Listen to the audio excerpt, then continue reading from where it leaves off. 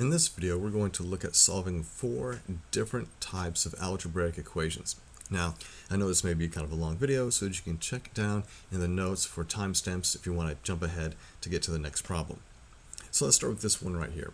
8 minus 3 times the quantity 3x plus 10 equals 5 times the quantity 6 minus x plus 3x. Now, one of the first things we need to do is we need to kind of expand what we have. Go ahead and distribute, but you've got to be careful. It's very tempting to want to say 8 minus 3 is 5. Now, that's a true statement. However, the 3 is connected to that group through multiplication, and that's a much stronger bond than anything you have with the subtraction sign. So first things first, we're going to distribute the negative 3 on the left side, and on the right side we're going to distribute the 5. So let's do that and see what we have. So we get minus 9x, negative 3 times 10 is negative 30. On the right side, distribute the 5. So we have 30. 5 times negative x is minus 5x. And then we got the plus 3x. Please understand that the 5 stops distributing at the end of that parentheses. It does not hit the 3x. When we have everything expanded, we see that it's a nice linear equation. You don't see x with a power. You don't see x squared, x to the third, anything like that. It's just a fairly nice question. So what we want to do first is, or what we want to do next, is to combine like terms. So here on the left side, we just have negative 9x. 8 and a negative 30 gives me negative 22. On the right side, now, I prefer that you keep your variable terms at the beginning and your constant terms at the end. So negative 5x plus 3x is negative 2x. And then we have plus 30, like that. Alright, so now we need to get x's on one side, constants on the other. I tried to do this in a way so that you have a positive coefficient for x, and I highly suggest that you always move your variable terms first. So I'm going to add 9x to both sides. And that's going to move my variable to the right. If your variable is moving to the right, then you move your constant to the left. So I'm going to subtract 30 on both sides. Now if you want to do this in 2 different steps, you can. With practice and with time, you probably just do them all at the same time like this. So here we have negative 52. And on the right side, negative 2x plus 9x is positive 7x. And then we finish this off by dividing both sides of the equation by the coefficient of the variable. And we get x is equal to negative 52 over 7. And that's all we can do. We can't really simplify that anymore, and you don't want to turn that into a decimal. It's just going to make things kind of gross. All right? So for this problem, it ended up being linear from the very beginning, and we solved it like we always solve our linear equations. Variables to one side, constants to the other, and then we get x by itself. The next problem is not so linear. So here we have an equation that we would categorize as being rational. Rational because it has fractions. So the best thing to do here is to go ahead and find the common denominator. But in order to find that, we have to factor all of these denominators first. So starting with this one right here, this guy, finding factors of 3 that add to 4. That would be 3 and 1, so this factors as x plus 3 times x plus 1. This, we're looking for factors of 2 that subtract to 1. So he factors as x minus 2 times x plus 1. And finally, factors of 6 that subtract to 1. Playing around with your signs, that's going to give you x plus 3 times x minus 2. So what we want to do here is just like when we're trying to add fractions, you want to get that common denominator. And we do that by finding what factor is missing for each of these fractions. So here, what does everybody else have that he doesn't have? Well, that's going to be an x minus 2. See, he's got an x plus 1, he doesn't have the x minus 2. Over here, he already has the x plus 3, he doesn't have the x minus 2. So the factor that's missing for their first fraction is x minus 2. And you put that in the numerator as well. Okay? You can't just make a change to the denominator without making an appropriate change to the numerator. Here, the factor that's missing that everybody else has is the factor x plus 3.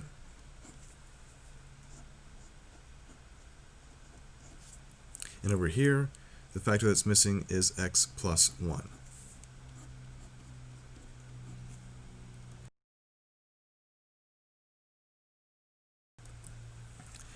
All right, since everybody has the same denominator, we can now rewrite our equation just using the numerators because this is an equation. So I'm going to rewrite this to say 4 times x minus 2 plus x times x plus 3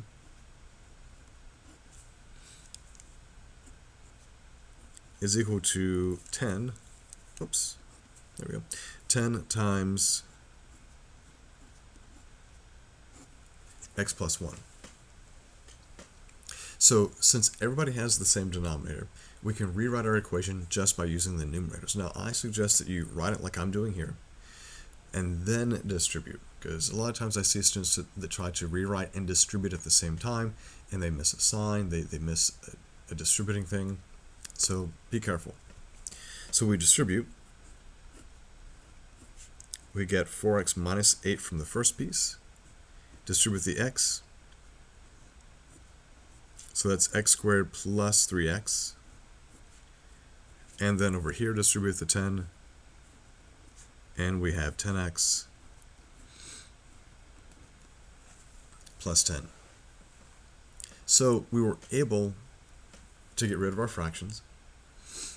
We now have a bunch of terms here, but I want you to notice that you have x squared. And by having x squared, that lets you know that this guy is going to be quadratic. So that means we need to get everybody to the same side and hopefully try to factor, right? Now before you do that, you may want to combine the like terms you have over here. And so putting that in order, that's x squared. 4x plus 3x is 7x. And then we have minus 8. And that equals 10x plus 10. Move everything here to the left side, because I want to make sure I move everything to the same side so that my lead term, that x squared term, is still going to be positive. All right. So here we have x squared minus 3x minus 18 is equal to 0. This is a nice trinomial, and he is going to factor very nicely for us. Factors of 18 that subtract to 3. So we're going to have x minus 6 times x plus 3. So from here, using the zero factor theorem, x equals 6, or from this factor, x equals negative 3. And you might think, okay, great, these are my answers, I can just box these and move on. But hold on. When it comes to solving an equation like this, an equation that's rational, you have to pay attention to what your restricted values are.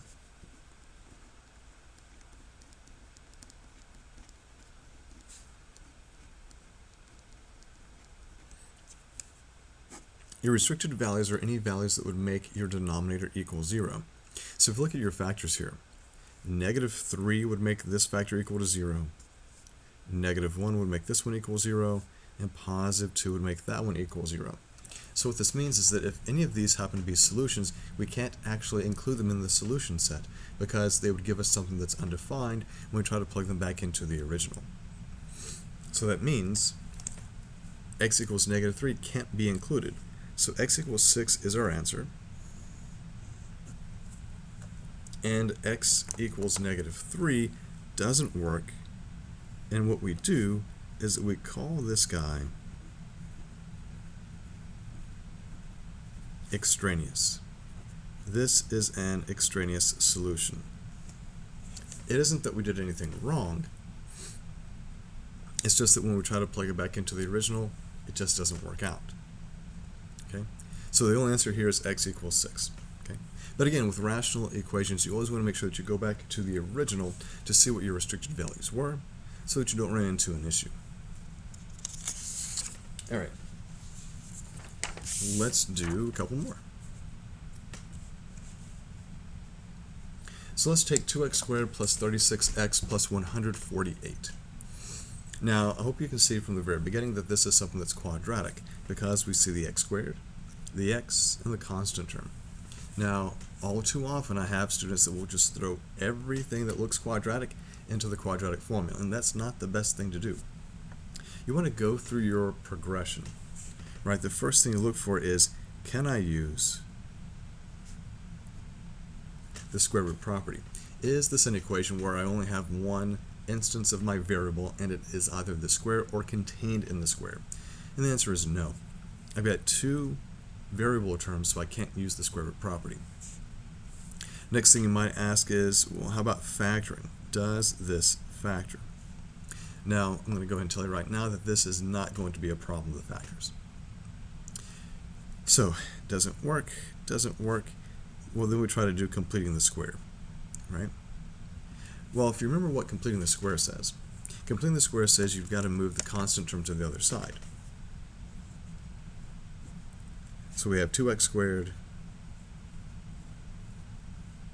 plus 36x, leave some space, and that equals negative 148. Completing the square also wants this lead coefficient to be a positive 1. So we want to make sure that we do have this as a 1, so we divide by that coefficient.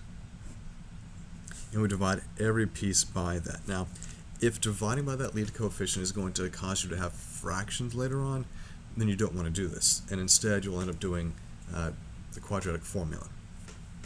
So let's see what we have here. This gives me x squared. We have plus 18x. And on the right side, half of negative 148 is negative 74. All right. Now, for completing the square, you want this lead coefficient to be 1, which is what we have. You want the middle coefficient here to be even, and we have that. And the reason we want that to be even is because of the next step. The next step involves dividing that number by 2. So in order to fill in the gap to know what goes here, we have to first divide this by 2. So if you've seen the videos for how I teach completing the square, you're going to see that I do the factorization and the filling in at the same time. So half of 18 is plus 9, and then 9 squared is 81. So 81 is what completes the square. So if you follow the steps in the book, they would say get the 81 first, and then from here, factor. But in order to get the 81, you have to get the 9 first, which is part of the factorization. So that's why I do the factorization. That leads me to filling in the gap. But you also have to remember, you can't just add 81 to one side of the equation to be fine. You have to add it to the other side so that you maintain balance with the equation. So on the left side, you have created a perfect square trinomial that factors as this binomial square. On the right side, negative 74 plus 81 is 7. So the whole concept behind completing the square is to create a scenario where you can use the square root property. And that's exactly what I'm going to do. See, this is the only place I see x right now. It's contained inside of a square. So we take the square root of both sides. When we're the ones putting the square root in the problem, we must remember plus or minus, like this. And it happens as soon as you take the square root of both sides. So the square root of the square just becomes x plus 9. And on the right side, you have plus or minus. You can't do anything with 7 inside the square root, so it stays as the square root of 7. And your last step is to move 9 to the other side so that you can completely isolate the variable. So we have x is equal to negative 9 plus or minus the square root of 7. And there's nothing else we can do there. So splitting it up, doing 1 plus and 1 minus doesn't really do anything, because you can't do anything with this. Like if I wrote negative 9 plus the square root of 7, I can't combine those guys. And since I can't combine, well, it just makes sense to leave it condensed like this with a plus or minus. So this problem started off as a quadratic equation. So we knew we weren't clearing out fractions, we weren't trying to get rid of radicals or anything like that. It was use one of your quadratic methods, going through the progression until you found something that worked. Now this next problem, let's see what we have here. So in this problem we have 7x plus 4 to the 3 halves equals 125. Now believe it or not, this actually falls under the realm of solving a radical equation, because to solve a radical equation we use that power property. The power property says that you can raise both sides of an equation to the same power, and your resulting equation will contain all solutions to the original equation. So let's see about this. The way to get rid of the 3 halves is to raise both sides of this problem to the reciprocal power. So raise both sides to the 2/3. Because remember, when you raise a power to a power, you multiply. So that means you'd be multiplying a fraction times its reciprocal, which means you would end up with a 1. So you have a power of 1, which means you're just left with the base 7x plus 4. I'm going to do the same thing over here, raising this to the 2/3 power. Alright, so now we have just 7x plus 4. Get that out of the way. 7x plus 4 is equal to 125 to the 2/3. Now, keep in mind that that 2/3 is a power. You're not multiplying times 2/3. This is not 125 and 2/3. This is a power. So we need to make sure we understand what that power means. So make sure you remember this.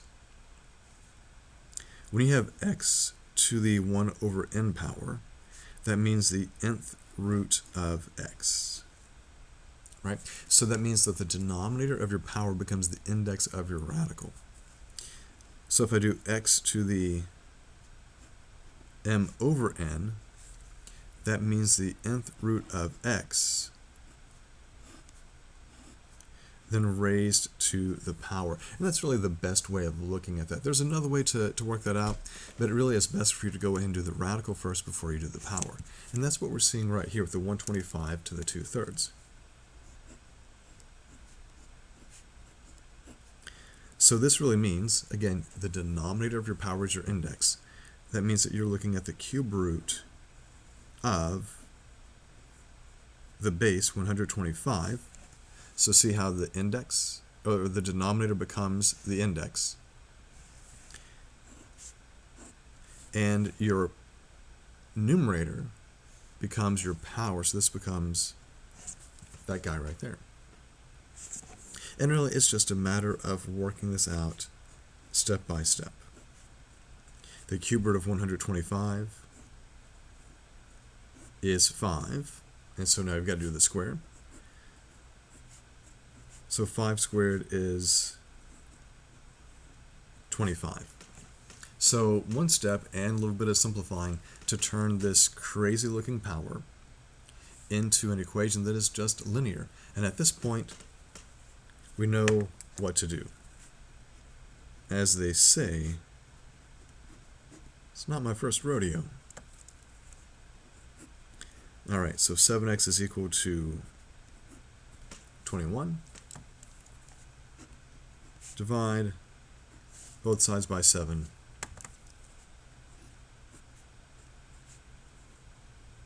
And x equals 3. And it's pretty easy to check this. You can plug the 3 back in here and work this out, and you're going to see that it does equal 125.